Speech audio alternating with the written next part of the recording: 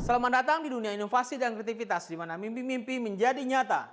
Kami, tim Hibah P3D, sekelompok individu yang bersatu untuk mengubah masa depan. Bismillahirrahmanirrahim. Assalamualaikum warahmatullahi wabarakatuh.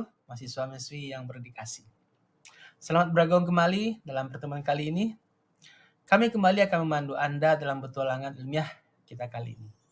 Seiring berjalannya waktu, kita semakin mengenal betapa rumit dan dinamisnya sistem operasi yang menjadi pusat kerja komputer. Hari ini, kita akan menyelami dunia proses dalam sistem operasi.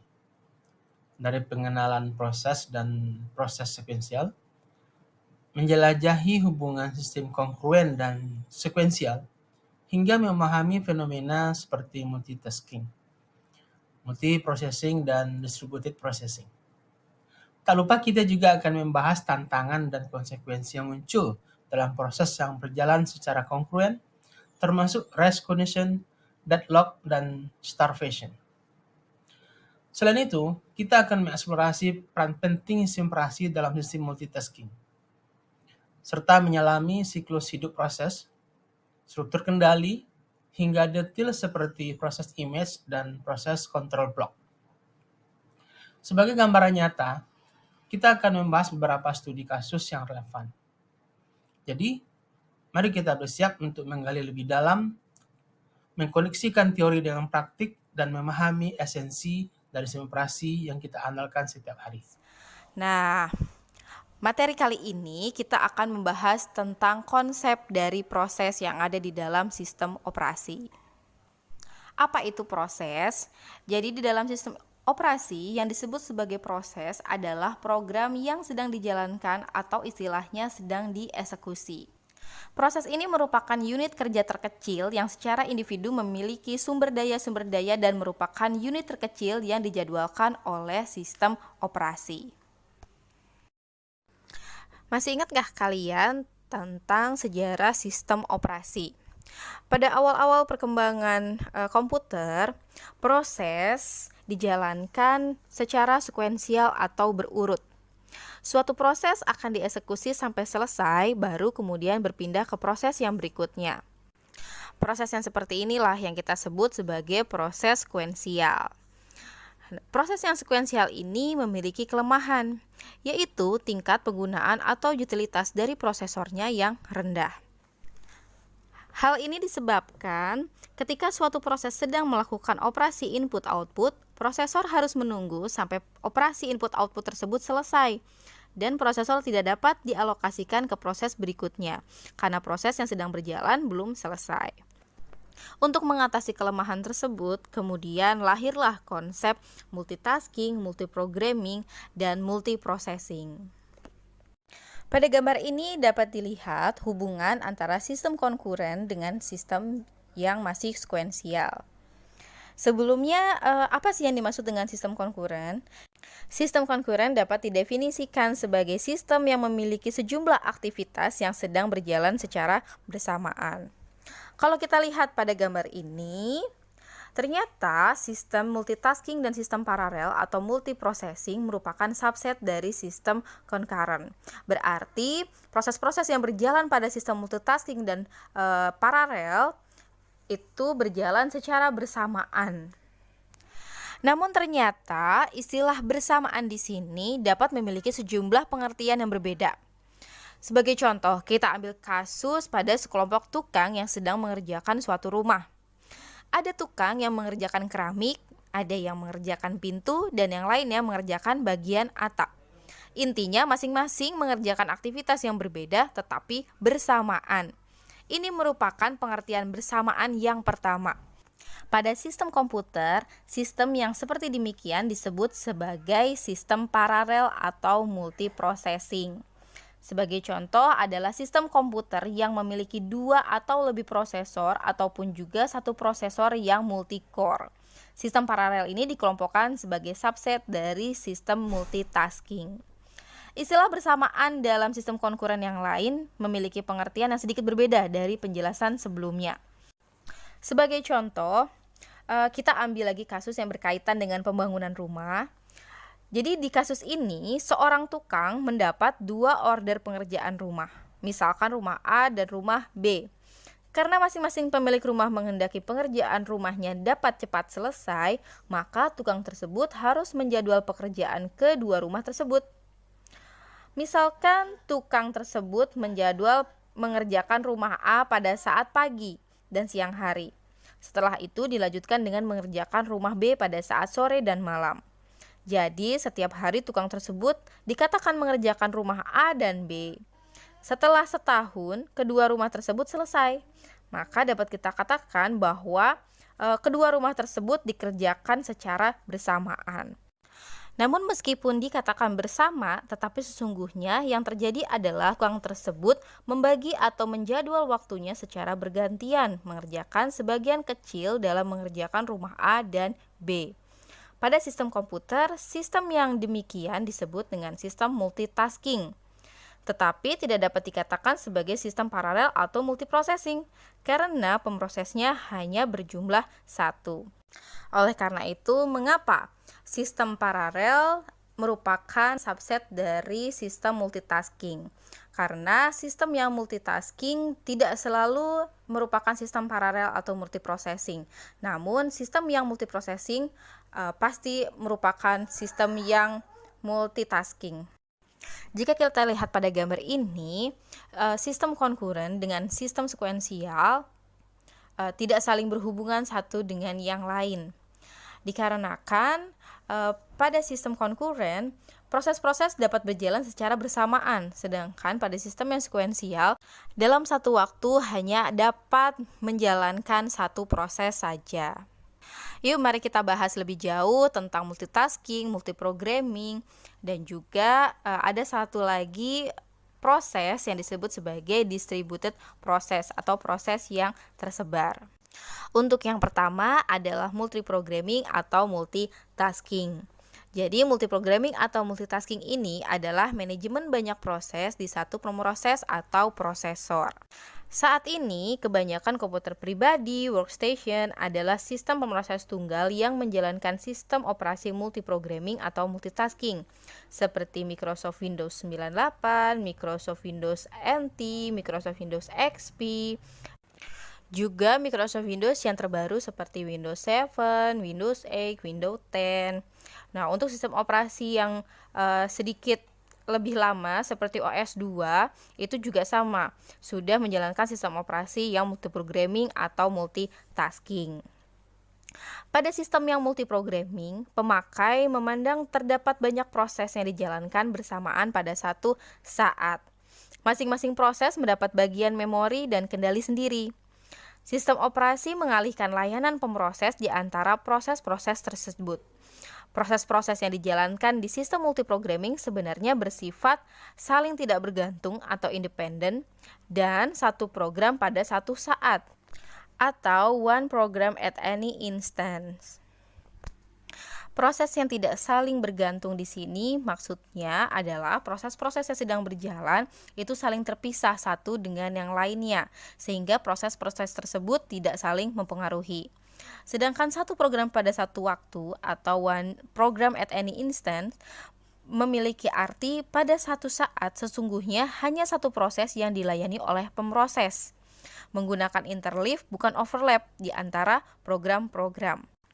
Istilah interleave di sini dapat diartikan sebagai saling melanjutkan atau bersambung. Jadi, proses-proses tersebut seolah beroperasi secara bersamaan karena pengalihan layanan pemroses ke proses-proses tersebut dilakukan secara sangat cepat. Pemroses mengeksekusi satu proses setiap saat dan secara cepat beralih ke proses-proses lain secara bergiliran. Karena pengalihan dilakukan secara sangat cepat, maka pengalihan tersebut tidak disadari oleh pemakai, sehingga menimbulkan efek paralel semu atau istilahnya adalah pseudo-parallelism. Yang kedua adalah multiprocessing. Jadi multiprocessing ini adalah manajemen banyak proses di komputer multiprosesor, di mana pemrosesnya itu berjumlah lebih dari satu. Dulunya multiprosesor hanya terdapat di sistem besar yaitu sistem mainframe dan mini komputer. Saat ini komputer workstation pun dapat dilengkapi dengan multiprosesor. Multiprosesor di sini dimaksudkan untuk meningkatkan kinerja dan dapat memberikan kemampuan fault toleran. Sistem operasi yang memiliki sistem multiprocessing diantaranya adalah Microsoft Windows NT, Unix, dan Linux. Dan yang terakhir adalah distributed processing. Distributed processing ini adalah manajemen banyak proses yang dieksekusi di banyak sistem komputer yang tersebar atau terdistribusi di satu jaringan. Pada sistem operasi tersebar yang ideal, pemrogram tidak perlu menyadari keberadaan banyak pemroses. Kecenderungan masa depan adalah menuju ke komputasi tersebar atau distributed computing ini. Banyak riset dan pengembangan sistem operasi yang tersebar diantaranya adalah Amoeba, Mach, dan lain sebagainya. Proses-proses yang berjalan pada sistem konkuren dapat memiliki beberapa hubungan. Nah, seperti yang dapat kita lihat pada gambar di sini, terdapat 3 konsekuensi dari proses yang berjalan secara konkuren. Yang pertama adalah proses tidak saling mempengaruhi. Yang kedua, proses saling mempengaruhi secara tidak langsung. Dan yang ketiga adalah proses saling mempengaruhi secara langsung. Kita bahas satu persatu ya. Yang pertama adalah proses yang tidak saling mempengaruhi. Ini terjadi pada proses-proses yang tidak saling berhubungan dan tidak saling bekerja sama, kecuali dalam hal berbagi pakai prosesor.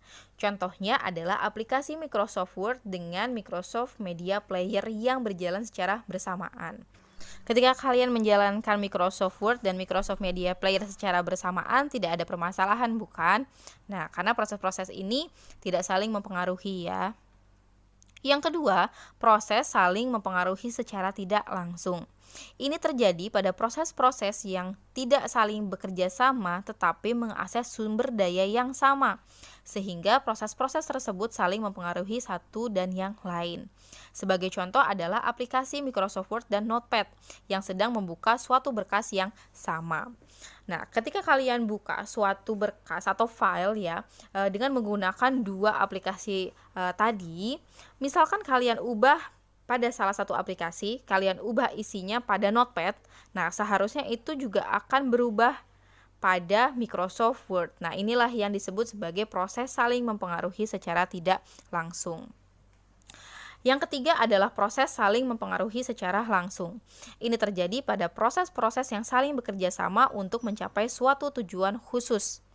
Proses-proses yang saling bekerja sama dapat berjalan pada komputer yang sama maupun berlainan. Sebagai contoh, aplikasi akuntansi yang mengakses aplikasi server basis data lokal seperti MySQL Server.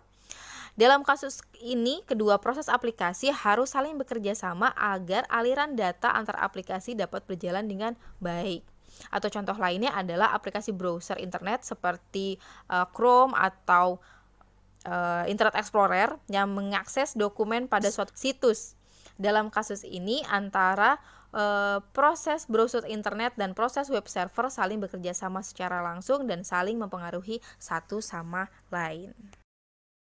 Nah, pada proses yang saling mempengaruhi baik secara langsung ataupun tidak langsung, dapat terjadi perebutan sumber daya. Nah, pada gambar ini dapat kita lihat permasalahan apa saja yang dapat timbul dari perebutan sumber daya ini. Yang pertama itu adalah race condition. Yang kedua adalah deadlock dan yang ketiga adalah starvation. Kita bahas yang pertama dulu, yaitu race condition. Jika terdapat 2 proses atau lebih yang berusaha mengakses dan melakukan operasi pada suatu sumber daya yang sama, maka ada kemungkinan status sumber daya tersebut menjadi tidak valid dan tidak konsisten pada akhir seluruh operasi tersebut. Nah, kondisi kompetisi seperti inilah yang disebut sebagai race condition. Terdapat beberapa istilah berkaitan dengan race condition. Yang pertama adalah critical resource. Critical resource adalah sumber daya yang berada pada kondisi race condition. Kemudian ada istilah critical section, bagian dari kode instruksi program yang melakukan operasi pada critical resource, itu dinamakan sebagai critical section. Nah, kemudian ada satu istilah lagi yaitu mutual exclusive. Jadi, kondisi race condition ini dapat ditangani dengan menerapkan mekanisme sinkronisasi. Nah, salah satu mekanisme sinkronisasinya tersebut adalah mutual exclusive. Mutual eksklusif di sini memastikan pada suatu waktu hanya ada satu proses yang diizinkan untuk menjalankan critical section. Permasalahan yang kedua adalah deadlock. Deadlock merupakan kondisi kebuntuan dalam alokasi sumber daya yang dibutuhkan oleh proses, dan akibatnya proses-proses yang terlibat tidak dapat melanjutkan eksekusinya sama sekali. Deadlock terjadi ketika proses-proses yang terlibat saling membutuhkan sumber daya yang sedang digunakan oleh proses lainnya.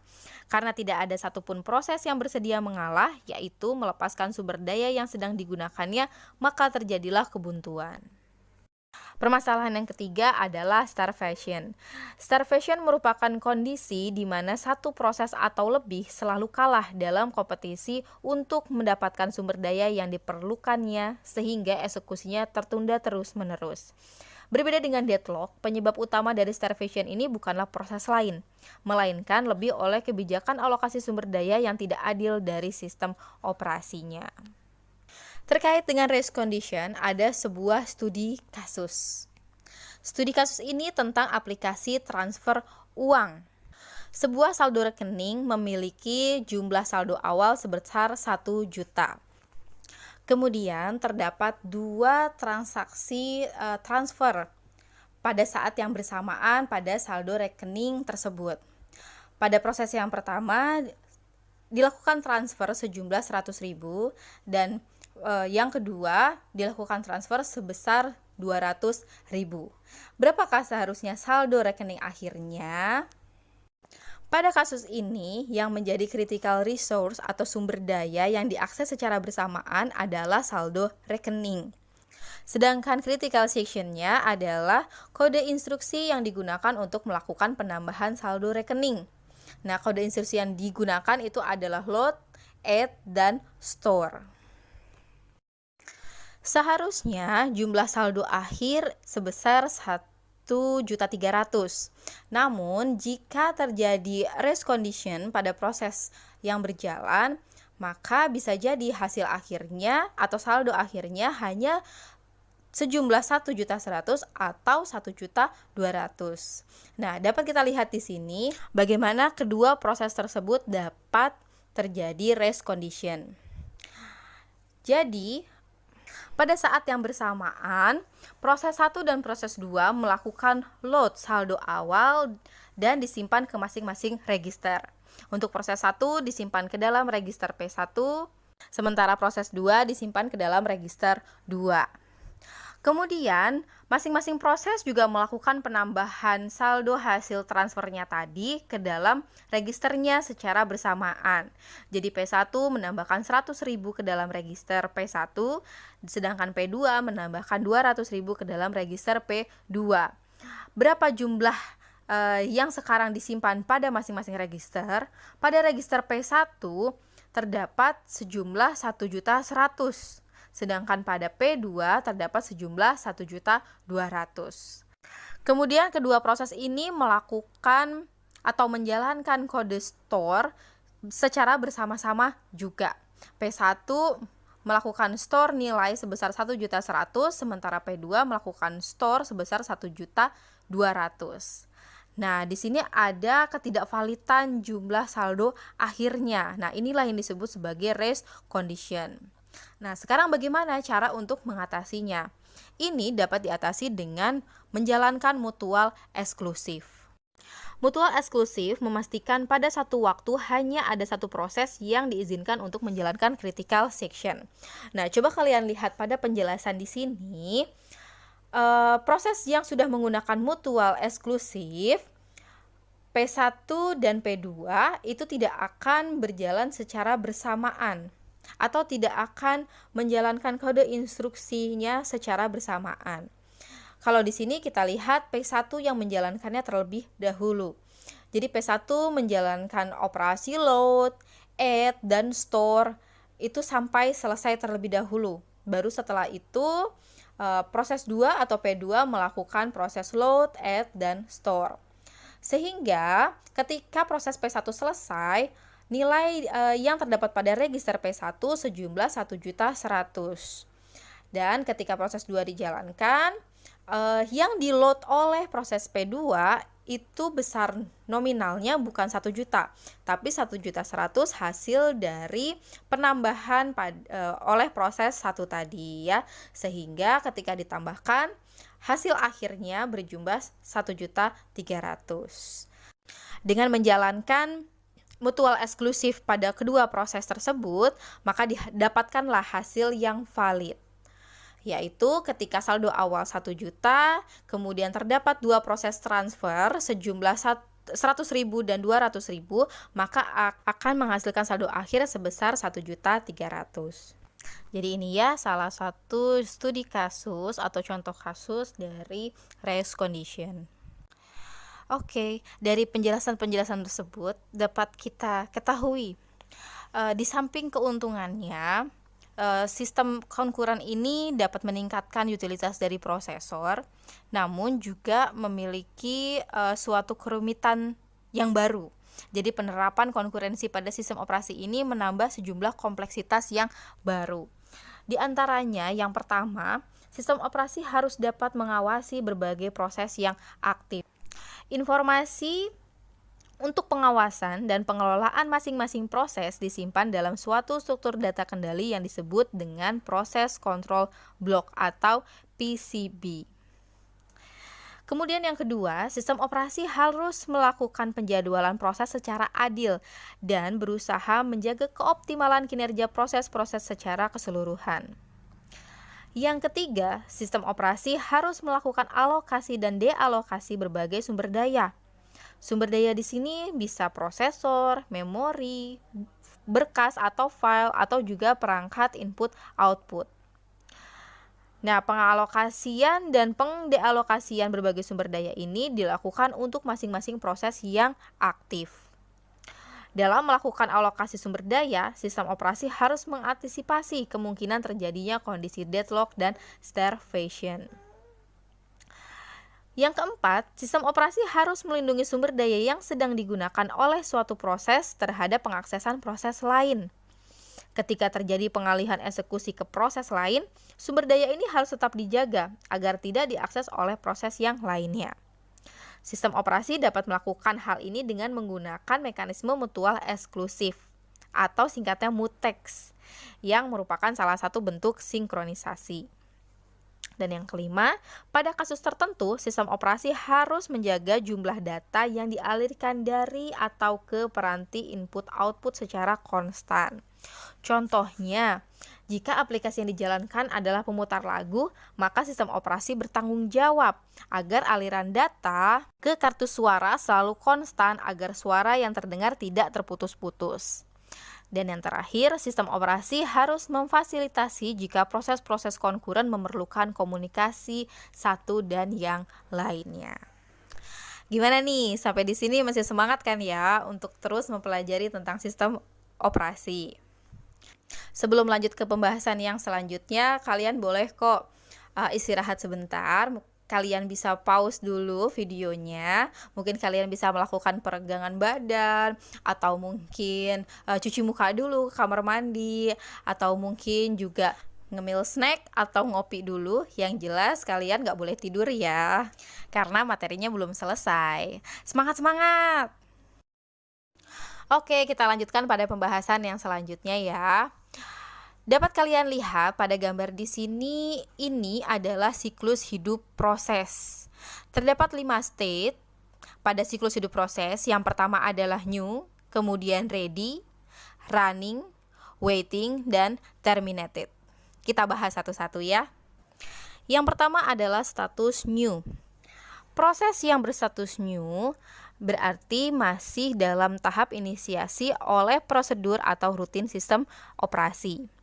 Tahap inisiasi ini meliputi alokasi memori utama untuk proses, pengisian tabel proses, pembuatan struktur data kendali untuk menyimpan informasi, dan status proses.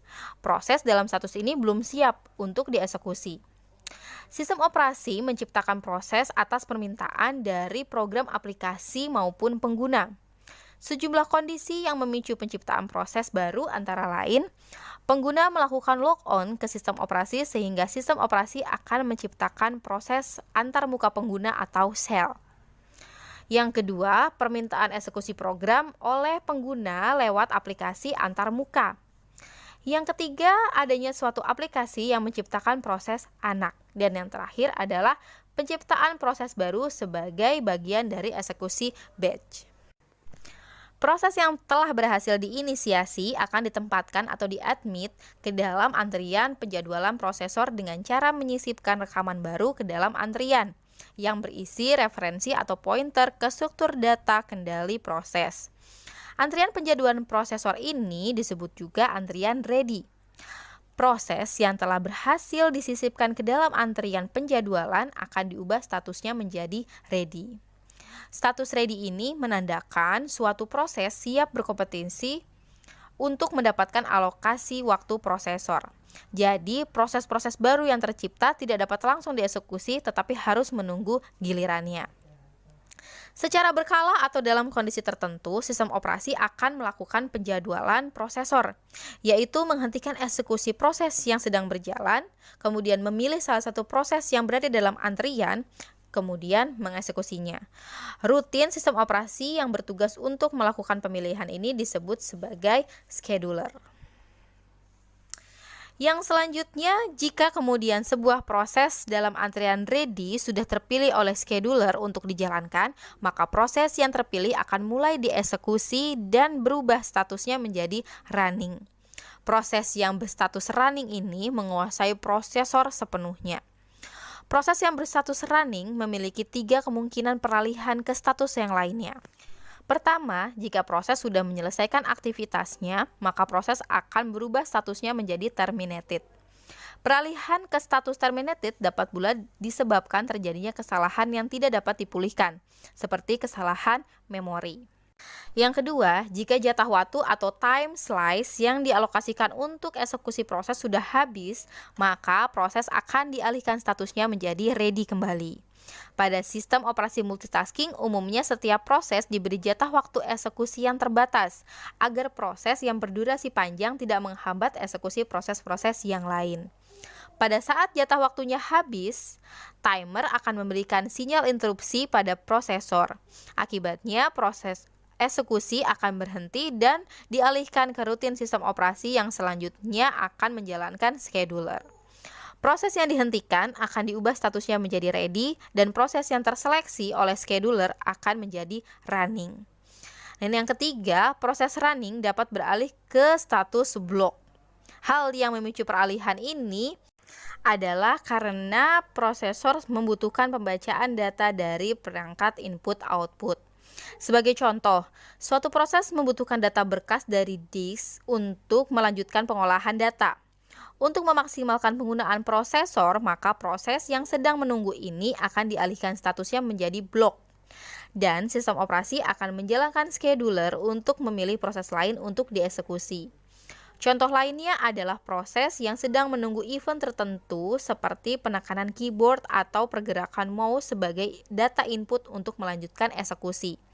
Kenyataannya, kebanyakan aplikasi yang diakses langsung oleh pengguna menghabiskan sebagian besar siklus hidupnya dalam status block karena menunggu event atau aksi dari pengguna yang relatif lambat dibandingkan dengan kecepatan komputer. Nah, proses-proses yang beralih ke status block ini akan disisipkan pada antrian penjadwalan peranti input-output atau event. Jika event yang ditunggu sudah terjadi atau operasi input-output yang ditunggu sudah selesai, yang ditandai dengan terjadinya interupsi input-output sehingga eksekusi beralih ke rutin sistem operasi, maka rutin sistem operasi akan memindahkan proses yang berstatus block tersebut kembali ke antrian ready. Proses yang berstatus block tidak dapat langsung dieksekusi atau beralih ke running ya, tetapi harus dialihkan dulu ke dalam status ready. Kemudian ia akan menunggu dipilih oleh scheduler, baru nanti bisa berpindah ke state yang running. State yang kelima adalah terminated.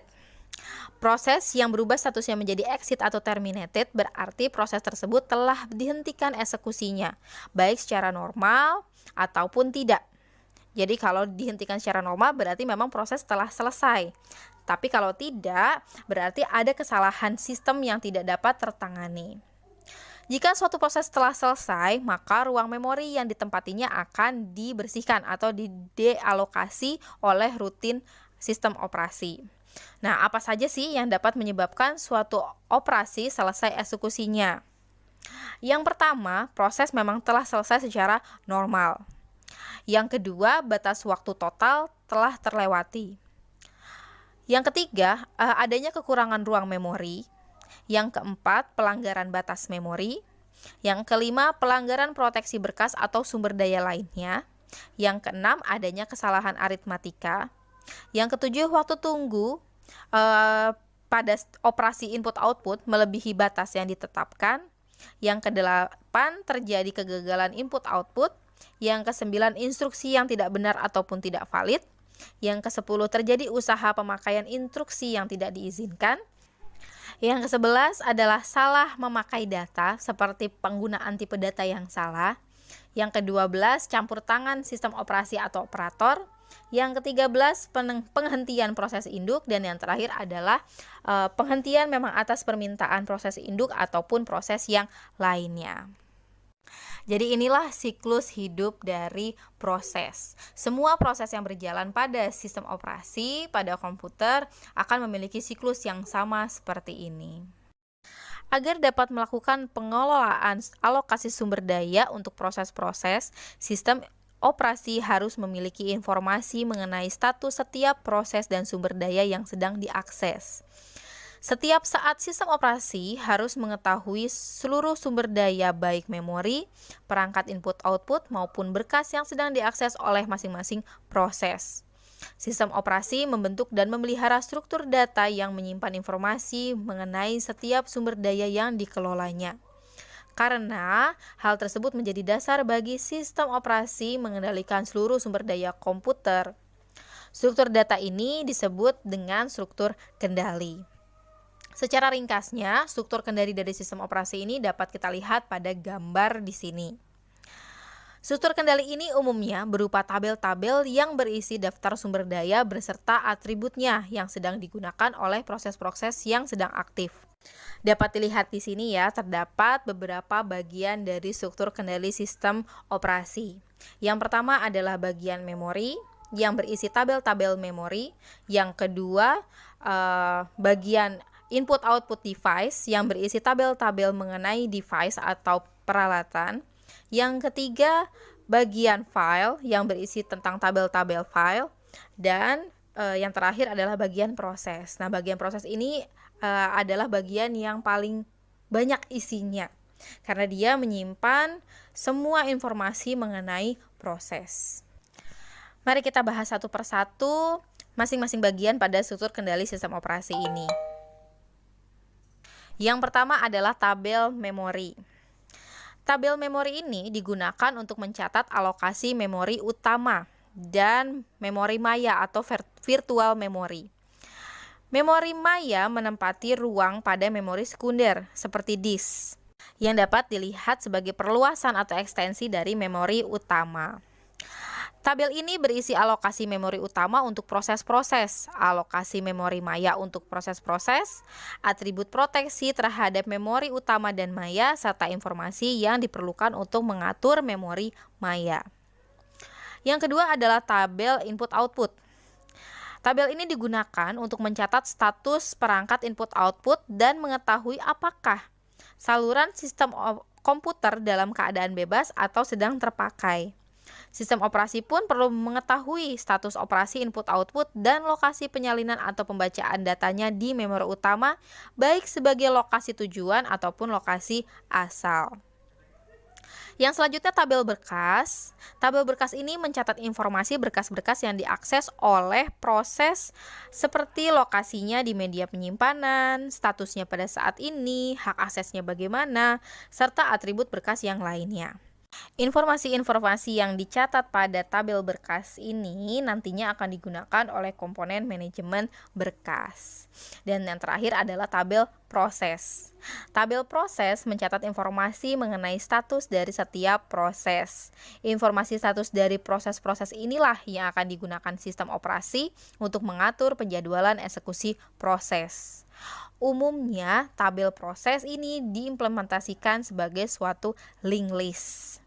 Masing-masing rekaman pada list berisi referensi atau pointer ke image, alokasi memori utama dari proses. Pada bagian proses ini terdapat istilah citra proses atau proses image ya. Apa sih itu citra proses atau proses image?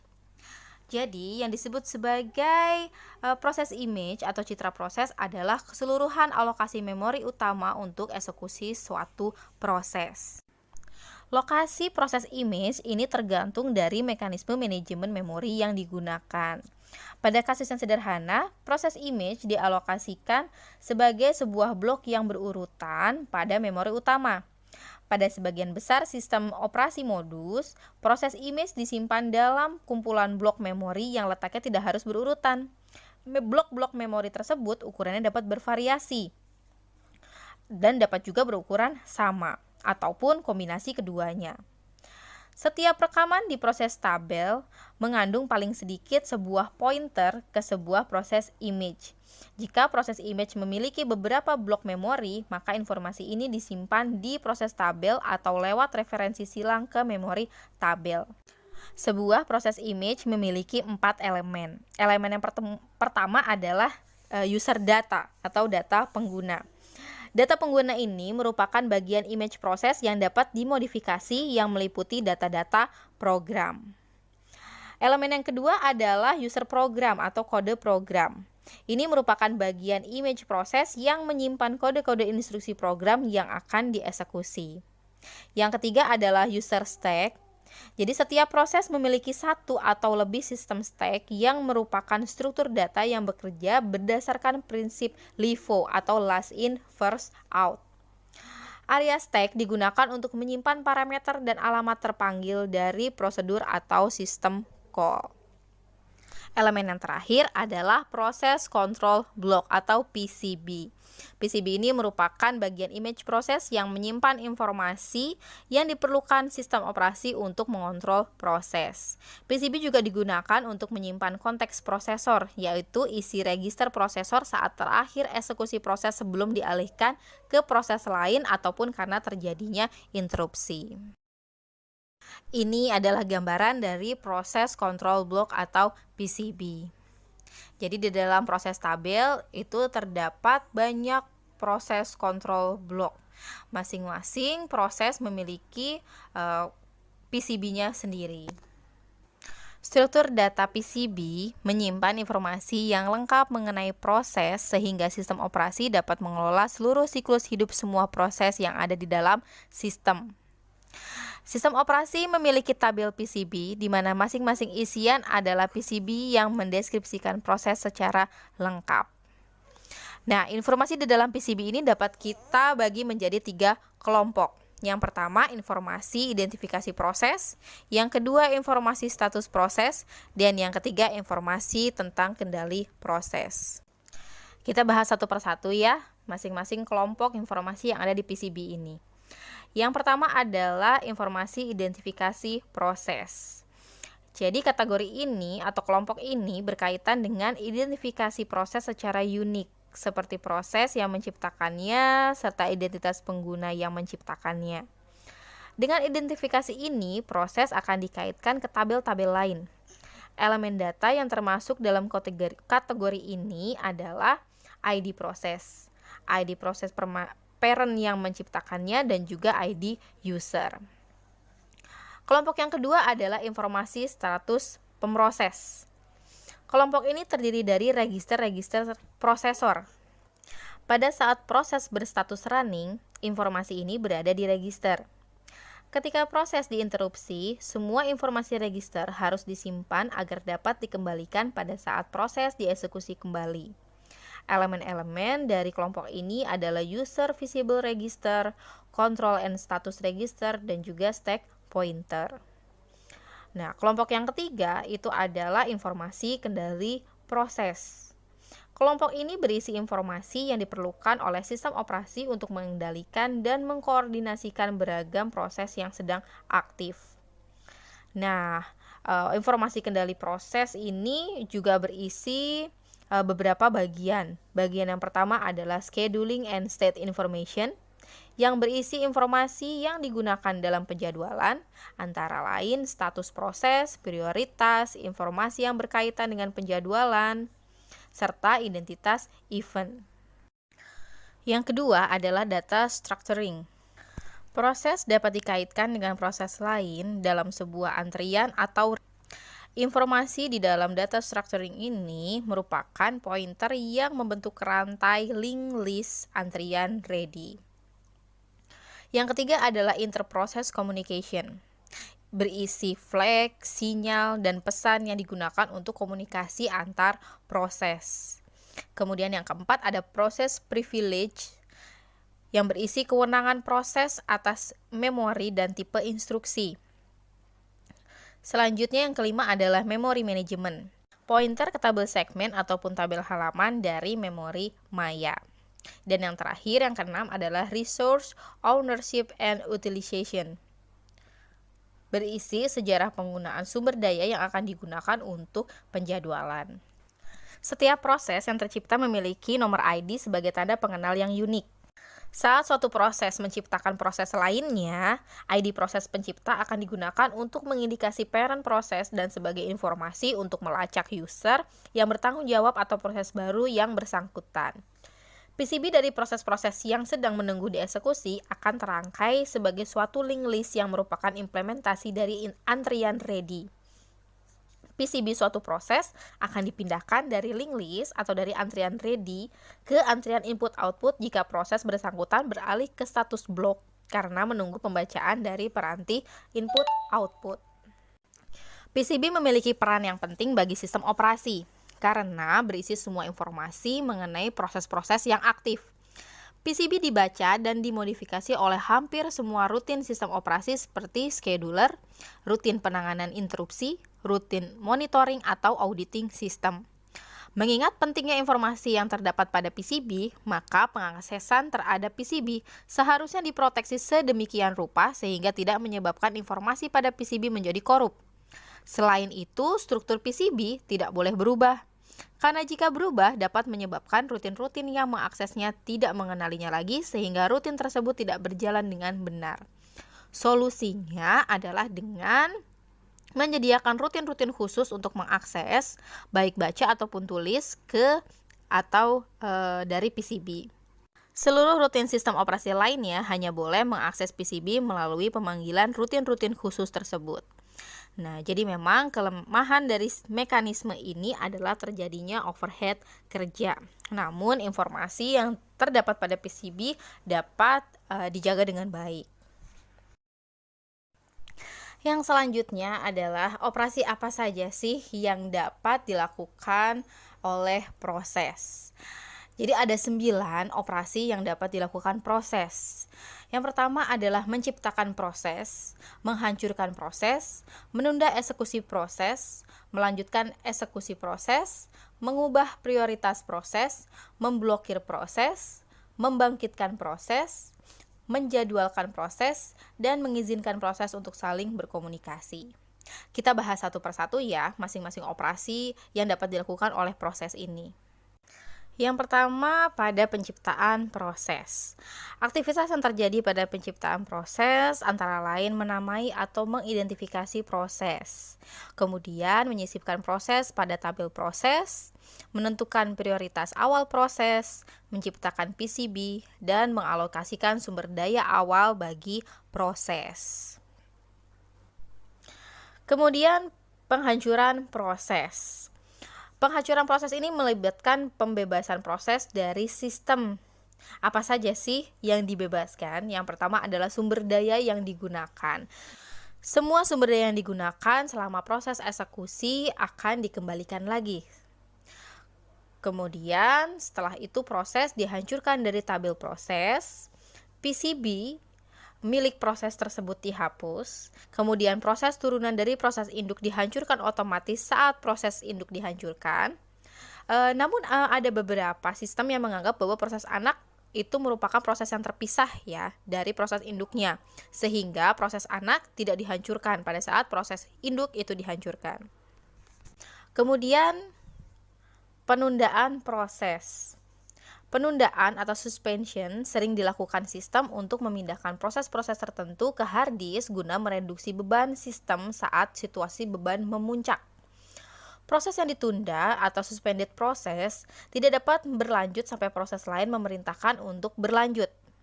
Pentingnya menunda dan melanjutkan proses adalah jika kinerja sistem sedang buruk dan berpeluang gagal, maka proses yang kurang penting dapat disuspend atau ditunda agar kinerja dapat meningkat. Setelah beban kerja menurun, maka proses yang disuspend tersebut dapat dilanjutkan kembali. Sebagai contoh, pada saat proses percetakan, apabila kertas tiba-tiba habis, maka proses harus ditunda terlebih dahulu sampai kertas dimasukkan kembali sehingga proses dapat dilanjutkan. Yang selanjutnya ada penjadwalan proses.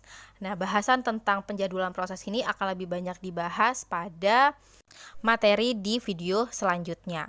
Dan yang terakhir ada mengizinkan proses untuk saling berkomunikasi. Seperti yang sudah dibahas sebelumnya, proses itu ada yang saling mempengaruhi secara langsung atau tidak langsung.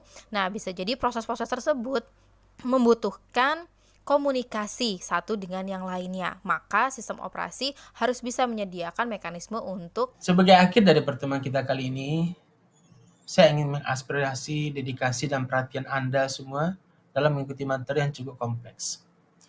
Memahami sistem operasi hingga kedalaman seperti ini memerlukan ketekunan, namun saya yakin dengan pemahaman ini, Anda semakin siap menghadapi dunia teknologi yang selalu berkembang. Ingatlah, bahwa setiap konsep yang kita pelajari dari hari ini memiliki implikasinya dalam dunia nyata dan akan menjadi bekal berharga bagi Anda di masa depan. Tetaplah bertanya, eksplor, dan berinovasi. Saya menantikan pertemuan kita selanjutnya. Selamat mengolah materi, berdiskusi, dan sampai jumpa di pertemuan berikutnya.